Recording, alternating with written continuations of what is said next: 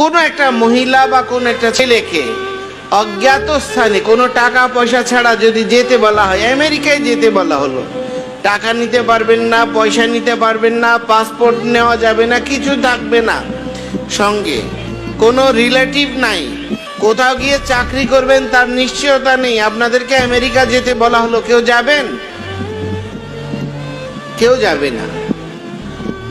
গিয়েছেন সেই বিরলতম ব্যক্তিদের মধ্যে বিরল, তিনি হচ্ছেন শ্রীল এসি ভক্তিবেদান্ত স্বামী প্রভুপাদ, যার কোনো গন্তব্য ছিল না, কোনো গন্তব্য ছিল না যে কার কাছে যাবেন, কি খাবেন।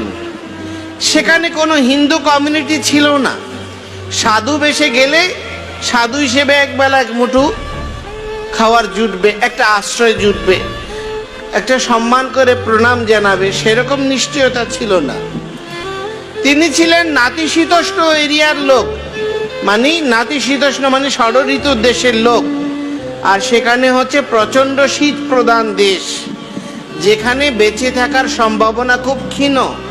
তাও তার মতো একজন সত্তরোর্ধ্ব বৃদ্ধ ব্যক্তি তিনি সেখানে গিয়েছিলেন। কেন গিয়েছিলেন? তাদেরকে কৃষ্ণ ভাবনার অমৃত প্রদান করার জন্য। তার এই যাওয়ার বাসনার পেছনে প্রবল আগ্রহ ছিল। যেই মালবাহী জাহাজে করে গিয়েছেন, সে মালবাহী জাহাজের যিনি কর্ণধার শ্রীমতী মুরারজি, তিনি উনাকে বললেন, আপনি হচ্ছেন আমার পিতার বয়সী, আমি পারি না আপনার মতো একজন বৃদ্ধ, আমার পিতা হলে আমি তাকে এরকম পরিবেশে পাঠাতে, দয়া করে আমি আপনাকে পাঠাতে পারবো না। প্রভুপাদ অশ্রুসিক্ত নয়নে বললেন, মা, আমার জীবনটি বাঁচাও তুমি আমাকে পাঠিয়ে। কেন? ওখানে গেলে প্রভুপাদ কি মৃত সঞ্জীবনী পাবেন, যে উনি অমর হয়ে যাবেন, যুবক হয়ে যাবেন, বহু ধন রত্ন পাবেন, সমৃদ্ধি পাবেন, সেরকম নিশ্চয়তা ছিল? কিছুই ছিল না। প্রভুপাদ বললেন, মা, আমার জীবন রক্ষা করো।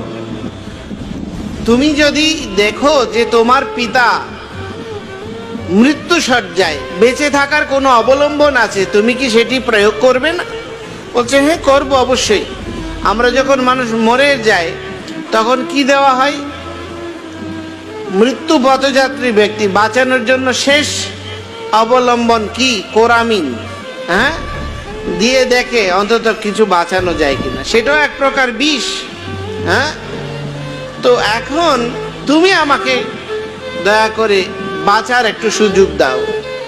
তো বললেন, আরে আপনি গেলে মরবেন, না গেলেই বাঁচবেন, কিন্তু আপনি উল্টো বলছেন যে গেলে বাঁচবেন, না গেলে মরবেন। বলছে, আমার গুরুদেব আমাকে আদেশ করেছেন, শ্রীল ভক্তি সিদ্ধান্ত সরস্বতী গোস্বামী প্রভুপাদ আদেশ করেছেন, পাশ্চাত্য দেশে শ্রী চৈতন্য মহাপ্রভুর বাণী এবং বৈদিক শাস্ত্রের বাণী, গীতা, ভাগবত, বেদের বাণী ইংরেজিতে প্রচার করার জন্য। আর শ্রী চৈতন্য মহাপ্রভু ভবিষ্যৎবাণী করেছেন, পৃথিবীর সর্বত্র এই দিব্য নাম কীর্তন জয়যুক্ত হবে। সুতরাং ওনাদের অভিপ্রায় সার্থক রূপায়ণের দায়িত্ব আমার গুরুদেব আমাকে দিয়েছেন। আমি সফল হব কিনা জানি না, ব্যর্থ হওয়ার ভয়েই আমাকে পীড়িত করছে না, কিন্তু আমি আমার গুরুদেবের জন্য যদি কিছু করতে পারি, শ্রী চৈতন্য মহাপ্রভুর সন্তোষের জন্য যদি আমি কিছু করতে পারি, পরমেশ্বর ভগবান শ্রীকৃষ্ণের সন্তোষের জন্য যদি আমি কিছু করতে গিয়ে মৃত্যু বরণ করি, সেটা আমার জন্য জয়যুক্ত হবে, সেটা আমার জয়ের কারণ হবে। আমরা যদি স্ট্রোক করি, একজন ব্যক্তি কয়বার স্ট্রোক করলে মৃত্যুবরণ করে? প্রভুপাদের জীবনে 3বার স্ট্রোক করেছেন এই যাত্রা পথের মধ্যেই। পৃথিবীর সবচেয়ে দুর্গম যাত্রা পথ সেটি হচ্ছে আটলান্টিক হয়ে। আটলান্টিকের তীব্রতর ঢেউ অতিক্রমণ করে সেই মালবাহী জাহাজে 3বার স্ট্রোক করেছেন, এবং শেষবার তিনি যখন স্ট্রোক করে পড়ে যাচ্ছেন, তিনি কৃষ্ণকে বলছেন, হে কৃষ্ণ, আমি আমার গুরুদেব এবং আপনার সন্তোষের জন্য কিছুই করতে পারলাম না, আমাকে ক্ষমা করুন। আর স্বয়ং পরমেশ্বর ভগবান শ্রীকৃষ্ণ 10 অবতার সমেত ওনার স্বপ্নে প্রকট হলেন এবং দেখলেন এই দিব্যরথ স্বয়ং মৎস্যাবতার সঞ্চালন করছেন, মানে এই জাহাজটি স্বয়ং মৎস্যাবতার এই আটলান্টিকের মাঝখান দিয়ে নিয়ে যাচ্ছেন, আর কৃষ্ণ ওনার মাথায় হস্ত প্রলেপ করছেন। উনি সুস্থ হয়ে উঠলেন, আমেরিকায় গেলেন, জয়যুক্ত হলেন নয়, ওনার গুরুদেব এবং শ্রীল প্রভুপাদ শ্রী চৈতন্য মহাপ্রভুর বাণীকে জয়যুক্ত করলেন।